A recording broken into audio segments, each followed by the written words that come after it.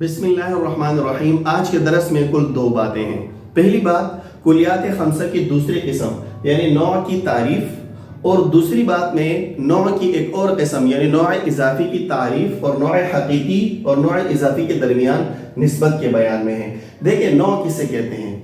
کلیات خمسہ کی اقسام میں سے پہلی قسم جنس کی تعریف وغیرہ مکمل تفصیل کے ساتھ ہم نے گزشتہ درس میں پڑھ لیا ہے۔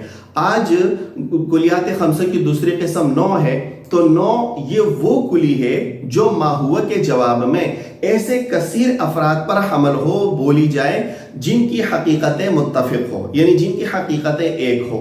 ٹھیک ہے، یعنی نوع وہ کلی ہے جو ما ہوا کے جواب میں ایسے کثیر بہت سارے افراد پر صادق آئے، بولی جائے یا ان پر حمل ہو۔ کوئی بھی لفظ آپ تعبیر کہہ سکتے ہیں، آپ یوں بھی کہہ سکتے ہیں کہ ان پر بولی جائے، یوں بھی کہہ سکتے ہیں کہ ان پر حمل ہو، اور یوں بھی کہہ سکتے ہیں کہ ان پر صادق آئے۔ ٹھیک ہے، ایسے کثیر افراد پر صادق آئے یا ایسے کثیر افراد پر بولی جائے یا ایسے کثیر افراد پر حمل ہو جن کی حقیقتیں متفق ہو، تو اس کلی کو کہتے ہیں نوع۔ ٹھیک ہے، دیکھیں ذرا، جیسے انسان۔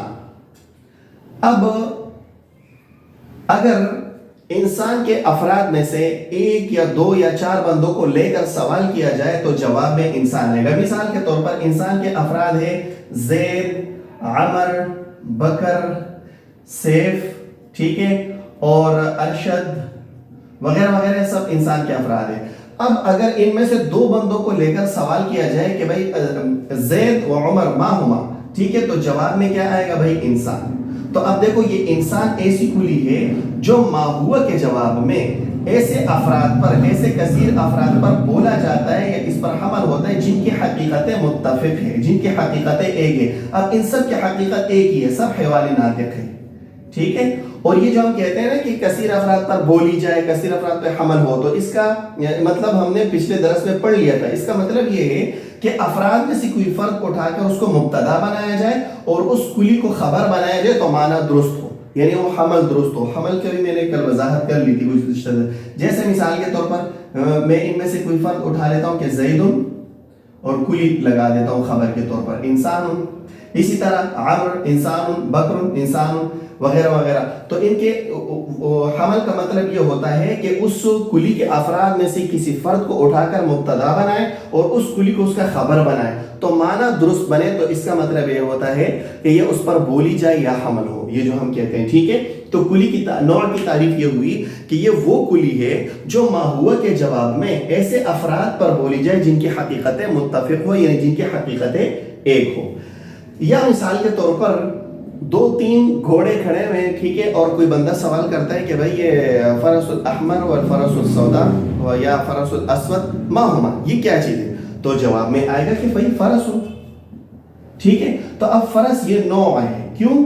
کیونکہ یہ ایسے گھوڑوں پر بولا جاتا ہے، گھوڑوں کے جواب میں بولا جاتا ہے کہ ان سب کی حقیقتیں ایک ہے، حیوان ساحل ہے۔ سب کے سب گھوڑے کیا ہے بھائی؟ حیوان ساحل۔ یہ سب کے سب انسان کے افراد کیا ہے؟ حیوان ناطق۔ ٹھیک ہے، تو یہ فرس ہو اور یہ انسان وغیرہ، یہ سب نوع کی تعریف، نوع کی مثالیں ہیں۔ ٹھیک ہے، ذرا اس کے ترجمے کو دیکھ کے کہا کہ الثانی النوع، یعنی کلیات خمسہ میں سے دوسری قسم نوع ہے، وہ ہوا کلی، اور یہ ایسی کلی ہے مقول علی کثیرین جو حمل ہو۔ یہ دیکھو جیسے انسان زید پہ حمل ہوتا ہے، حیوان ساحل گھوڑے پہ حمل ہوتا ہے، جو بولا جاتا ہے حمل ہو ایسے کثیر افراد پر متفقین بالحقائق جن کی حقیقتیں متفق ہو، ایک جیسے ہو۔ ٹھیک ہے، اب دیکھو زید انسان کے افراد کی سب کی حقیقتیں ایک ہیں فی جواب ما ہوا کے جواب میں، جو ما ہوا کے جواب میں ایسے کثیر افراد پر بولی جائیں یا حمل ہو جن کی حقیقتیں متفق ہو۔ یہ بات پہلی بات یہاں تک ختم ہو گئی کہ ہم نے نوع کی تعریف پڑھ لی۔ اب یہاں سے نوع کی دوسری قسم شروع کر رہے ہیں، نوع اضافی۔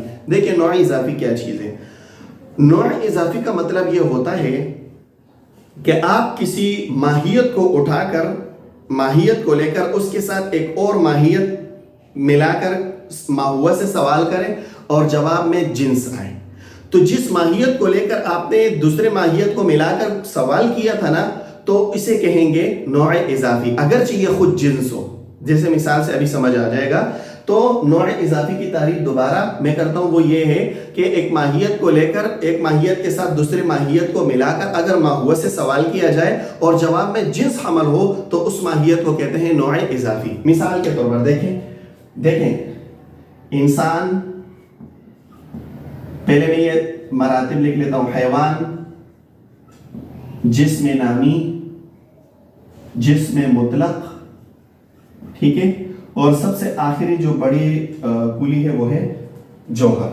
اب دیکھیں انسان کے افراد ہے زید، عمر، بکر، صحیح ہے۔ اب دیکھیں میں انسان کے افراد میں انسان کے ماہیت کو اٹھاتا ہوں اور حیوان کے افراد میں سے کسی فرد کو لے کر دونوں ماہیتوں کو ملا کر سوال کرتا ہوں کہ الانسان، اس کے حیوان کے افراد میں سے فرس بھی ہے نا، یہ اس کے افراد میں سے، والفرس ما ہوا، ٹھیک ہے، تو جواب میں کیا آئے گا؟ حیوان، ٹھیک ہے، کہ انسان اور فرس یہ کیا چیز ہے؟ تو جواب میں آیا حیوان۔ تو اب یہ جو انسان ہے نا، یہ نوع اضافی، اس کو آپ نوع اضافی کہہ سکتے ہیں، فرس کو آپ نوع اضافی کہہ سکتے ہیں۔ کیوں؟ یہ ایسی ماہیت ہے کہ آپ نے اس کے ساتھ ایک اور ماہیت کو ملا کر ماہوس کے ذریعے سے سوال کیا تو جواب میں جنس حمل ہو گیا۔ تو جب بھی ایسی کلی ہو کہ ایک ماہیت کے ساتھ دوسری ماہیت کو ملا کر ماہوس سے سوال کیا جائے اور جواب میں جنس آئے تو اسے کہتے ہیں نوع اضافی، ٹھیک ہے۔ یا جیسے مثال کے طور پر دوسری مثال لے لیں، میں حیوان کے افراد میں سے، اسی انسان اور حیوان کے افراد میں سے میں جو ہے نا اس کے ساتھ شجر بھی ملاتا ہوں کہ بھائی الفرس والشجر ما ہوا، ٹھیک ہے، کہ بھائی گھوڑا اور درخت جو ہے یہ کیا چیز ہے؟ تو جواب میں کیا آئے گا؟ حیوان نہیں آئے گا۔ کیوں؟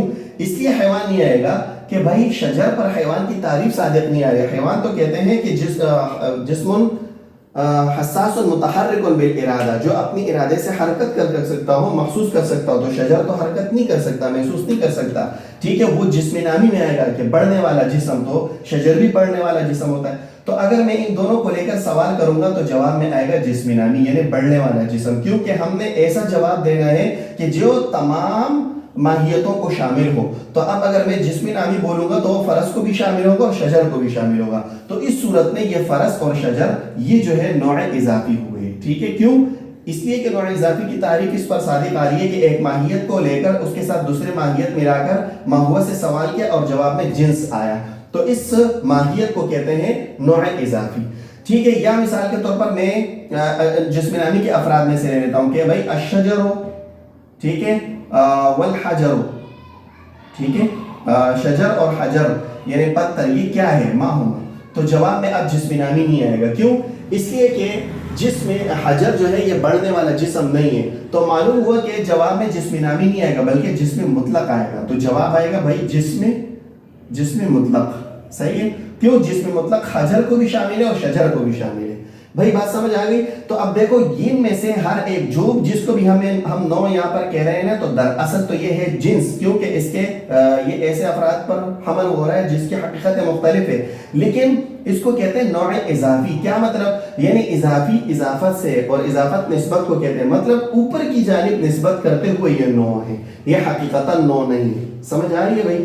تو یہاں پر اس نے یہی کہا کہ وَلِلنَّوْعِ مَعْنًى آخر، نوع کا ایک اور بھی معنی ہے، وَيُقَالُ لَهُ النَّوْعُ الْإِضَافِيُّ، اور اس کو نوع اضافی کہتے ہیں۔ وہ کیا چیز ہے؟ کہتے ہیں وَهُوَ مَاهِيَّةٌ، اور نوع اضافی ایسی ماہیت ہے، جیسے یہ دیکھیں يُقَالُ عَلَيْهَا وَعَلَى غَيْرِهَا الْجِنْسُ فِي جَوَابِ مَا هُوَ، کہ ما ہوا کے جواب میں اس نوع پر اور اس کے غیر پر جنس حمل ہو، جنس بولا جائے۔ جیسے میں نے اس انسان اور فرس کو لے کر سوال کیا تو جواب میں جنس آیا، فرس اور شجر کو لے کر سوال کیا تو جواب میں جنس آیا، ٹھیک ہے، جسم نامی آیا۔ اور اس طرح شجر اور حجر کو لے کر سوال کیا تو جواب میں جسم مطلق آیا۔ تو یہ کہہ رہا ہے کہ اس کلی ماہیت اور اس کے غیر پر اگر جنس ما ہوا کے جواب میں آئے تو اسے کہتے ہیں نوع اضافی۔ یہ دو باتیں ختم ہو گئی۔